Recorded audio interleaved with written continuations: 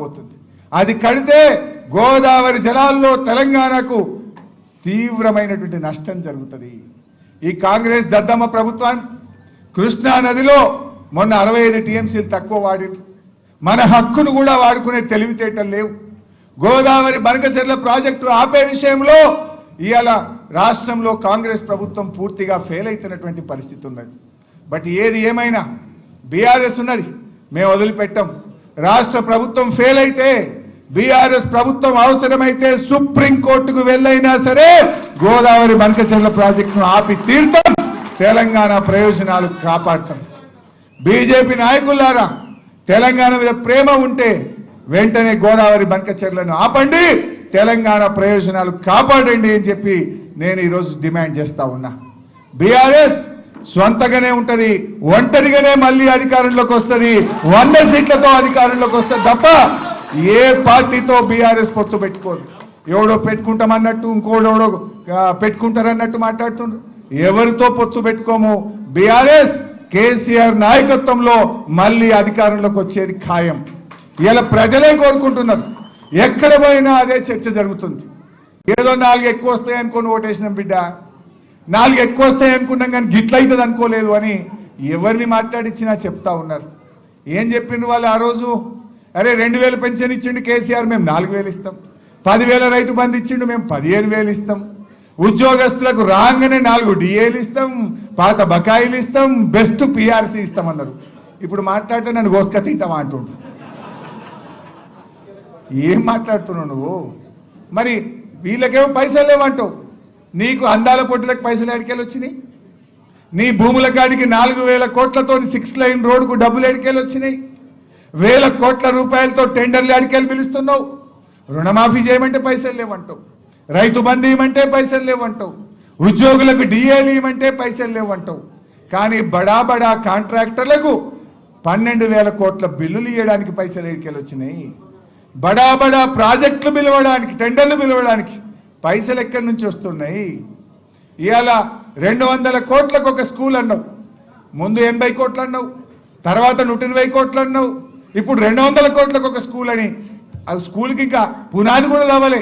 80 కోట్లకి 200 కోట్లు చేసిన దాన్ని అంటే అదొక 5-6 వేల కోట్ల స్కామ్ అవుతున్నది. ఇవాళ వాటికి మాత్రం పైసలు వస్తున్నాయి. అంటే ఆయన ఎట్లా మాట్లాడతాడంటే తనకు అవసరం ఉంటేనేమో, తనకు జేబులు నింపే పని అయితేనేమో పైసలు రెడీ, ప్రజలకు ఇచ్చేదో రైతులకు ఇచ్చేదో, మా ఎస్సీలకో మా బీసీలకో మా ఎస్టీలకో ఓవర్సీస్ స్కాలర్షిప్ ఇవ్వాలి, ఫీజు రియంబర్స్మెంట్ ఇవ్వాలంటే మాత్రం పైసలు లేవంటాడు. నువ్వు ఏడాదిని అర్థమైంది. ఎస్సీ ఎస్టీ బీసీ పిల్లలకు 1 రూపాయి ఫీజు రియంబర్స్మెంట్ ఇచ్చినవా రేవంత్ రెడ్డి అని నేను అడుగుతా ఉన్నా. కాలేజీలు కోట్లకు పోతున్న పరిస్థితి, పిల్లల చదువులు ఆగిపోతున్న పరిస్థితి. ఎస్సీ ఎస్టీ బీసీల మీద ఉన్న ప్రేమ ఇదేనని అడుగుతా ఉన్నా. బట్టి విక్రమార్క ఉప ముఖ్యమంత్రిగా ఉన్న మీరు ఈ ఎస్సీ ఎస్టీ బీసీల మీద మీకు ప్రేమ లేదా? మాటల్లో కోటలు దాటుతున్నాయి. ఎస్సీలు బీసీల మీద ప్రేమ ఒలకబోస్తున్నారు. కానీ ఆ పిల్లల చదువులు ఆగిపోతుంటే ఏడాదిని అర్థం నుంచి 1 రూపాయి ఫీజు రియంబర్స్మెంట్ ఇవ్వకుండా ఈ అన్యాయం చేస్తుంటే మీకు కనబట్టలేదా అని చెప్పి నేను ఈరోజు అడుగుతా ఉన్నా. మనందరం బీఆర్ఎస్ కార్యకర్తలం, బీఆర్ఎస్ కుటుంబ సభ్యులం ఇవాళ చాలా ఇబ్బంది పెడుతున్నారు మన మీద. నిన్న కూడా గౌతమ్ను తీసుకుపోయి అరెస్ట్ చేసి రాత్రంతా పోలీస్ స్టేషన్లో పెడితే బీఆర్ఎస్ లీగల్ సెల్ అద్భుతంగా పోరాడి గౌతమ్ను బయటకు తీసుకొచ్చింది. మన బీఆర్ఎస్ లీగల్ సెల్ ఒక ధైర్యాన్ని ఇచ్చి ముఖ్యంగా సోషల్ మీడియా యాక్టివిస్టులకు, విద్యార్థి ఉద్యమకారులకు, బీఆర్ఎస్ కార్యకర్తలకు మన లీగల్ సెల్ ఎంతో అండగా తెలంగాణ భవన్ నుంచి రాత్రి భవన్లు కృషి చేస్తుంది. ఇవాళ ఇప్పటికే కేటీఆర్ గారు కూడా చెప్పి ఉన్నారు, ఎవడెవడైతే అధికారులు ఇవాళ ఎక్సెస్గా ప్రవర్తిస్తున్నారో మనం కూడా తప్పకుండా రెడ్ బుక్లో రాసి పెట్టండి, వాళ్లకు తగిన గుణపాఠం చెప్తాం. అనవసరంగా అన్యాయంగా మా బీఆర్ఎస్ కార్యకర్తల్ని వేధించిన, అక్రమ కేసులు పెట్టిన దానికి తగిన మూల్యం చెల్లించుకోక తప్పదు. కొందరు అధికారులు అత్యుత్సాహం ప్రదర్శిస్తున్నారు. అతిగా ఉన్నాయి లేని పెట్టి కేసులు పెట్టి ఇవాళ ప్రభుత్వంతో మమ్మల్ని ఇబ్బంది పెట్టే ప్రయత్నం చేస్తున్నారు. తెలుసు మాకు ఏ అధికారి ఎక్సెస్ చేస్తుండో, ఎవరెవరు ఏం చేస్తున్నారో అన్నీ తెలుసు మాకు. అన్నీ కూడా గమనిస్తున్నాం జాగ్రత్తగా. బిడ్డ జాగ్రత్తగా ఉండాలని చెప్పి నేను అధికారులందరినీ కూడా హెచ్చరిస్తా ఉన్నా.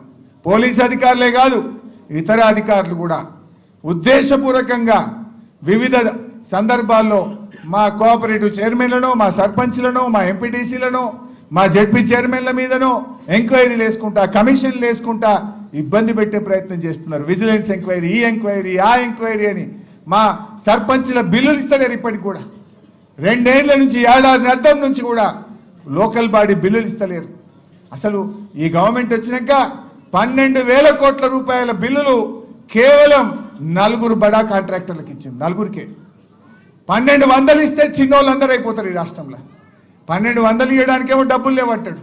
12,000 కోట్లు మాత్రం 4 బడా కాంట్రాక్టర్లకు కట్టబెట్టి ఇలా పేదల ఉసురు పోసుకునే ప్రయత్నం